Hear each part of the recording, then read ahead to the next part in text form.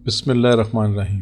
السلام علیکم ناظرین کرام، اس ویڈیو میں ہم ابو جہل کے سرکار دو عالم صلی اللہ علیہ وسلم کو اپنی جہالت کے سبب دکھ اور تکلیف پہنچانے کی کوشش کرنا، اس میں ناکامی کا منہ دیکھنا اور خوف کے عالم میں بے بس ہو جانا، ان سب واقعات پر بات کریں گے اور سرکار دو عالم صلی اللہ علیہ وسلم کی حفاظت پر معمور غیبی طاقت اور فرشتوں کے بارے بھی ذکر کریں گے۔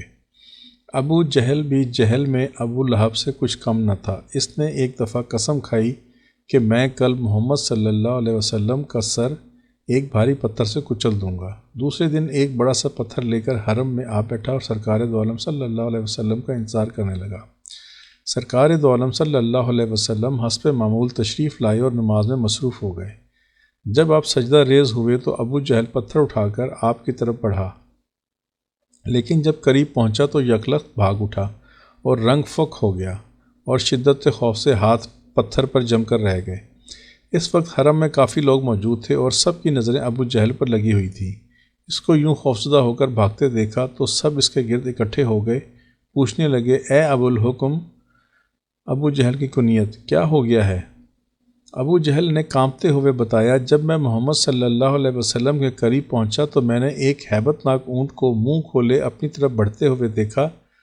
وہ مجھے کھا جانا چاہتا تھا۔ اتنے موٹے سر، لمبی گردن اور بڑے بڑے دانتوں والا اونٹ میں نے پہلے کبھی نہیں دیکھا۔ اسی طرح ایک بار ابو جہل نے ایک عراشی، قبیلہ عراش سے تعلق رکھنے والا، سے اونٹ خریدے اور پیسے دینے سے مکر گیا۔ عراشی بیچارہ مسجد حرام میں آیا۔ اس وقت مسجد میں متعدد رؤسائے قریش بیٹھے تھے۔ ان کے پاس جا کر فریادی ہوا کہ ابو الحکم نے مجھ غریب مسافر کا حق مار لیا ہے، کیا آپ میں سے کوئی شخص میرا حق دلا سکتا ہے؟ ان کو دل لگی سوجی، کہنے لگے، وہ سرکار دو عالم صلی اللہ علیہ وسلم کی طرف اشارہ کرتے ہوئے کہا جو مسجد کے کونے میں تشریف فرما تھے، ادھر جو شخص بیٹھا ہے اس سے جا کر بات کرو، وہ ضرور تمہیں تمہارا حق دلائے گا۔ عراشی جانب دو عالم صلی اللہ علیہ وسلم کے پاس گیا اور اپنا دکھڑا سنایا۔ سرکار دو عالم صلی اللہ علیہ وسلم اسی وقت اٹھ کر اس کے ساتھ چل دیے۔ قریش جانتے تھے کہ ابو جہل کو سرکار دو عالم صلی اللہ علیہ وسلم سے شدید دشمنی ہے۔ انہوں نے سوچا کہ اب خوب تماشا ہوگا، چنانچہ انہوں نے ایک آدمی کو بھیجا اور کہا، تم تماشا دیکھ کر آؤ اور ہمیں بھی تفصیلات بتاؤ۔ لیکن معاملہ ان کی توقعات کے برعکس ہو گیا۔ سرکار دو عالم صلی اللہ علیہ وسلم نے جب جا کر دروازہ کھٹکھٹایا تو اندر سے ابو جہل نے پوچھا، کون ہے؟ سرکار دو عالم صلی اللہ علیہ وسلم نے پروقار انداز میں جواب دیا، میں محمد ہوں، باہر نکلو۔ اللہ جانے اس آواز میں کیا تاثیر تھی کہ ابو جہل باہر نکلا تو اس کا رنگ اڑا ہوا تھا، چہرے پر نام کو بھی سرخی نہ تھی۔ جانب دو عالم صلی اللہ علیہ وسلم نے ابو جہل کو حکم دیا کہ اس شخص کو اس کا حق ادا کرو۔ جی کرتا ہوں، آپ یہیں ٹھہریے۔ ابو جہل یہ کہہ کر اندر گیا اور اس شخص کا جو حق بنتا تھا لا کر اس کے حوالے کر دیا۔ عراشی کا کام بن گیا۔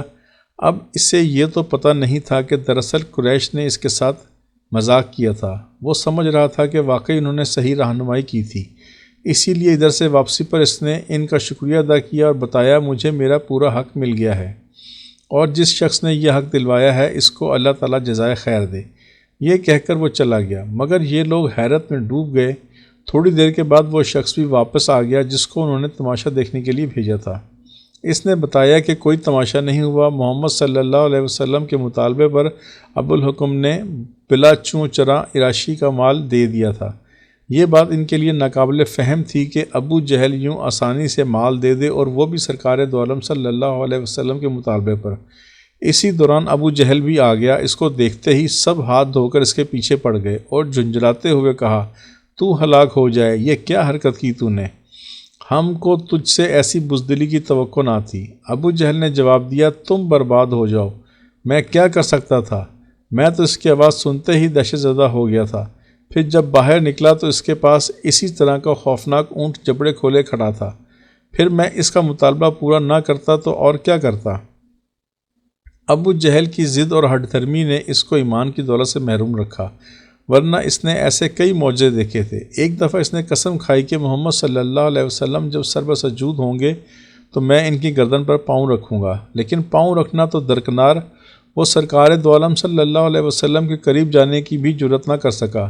جب پوچھا کہ کیا بات ہے، آگے کیوں نہیں بڑھتے، کہنے لگا، میرے اور اس کے درمیان آگ کی خندق حائل ہے، زمین سے آسمان تک دہشت ناک شکلیں اور پر نظر آ رہے ہیں۔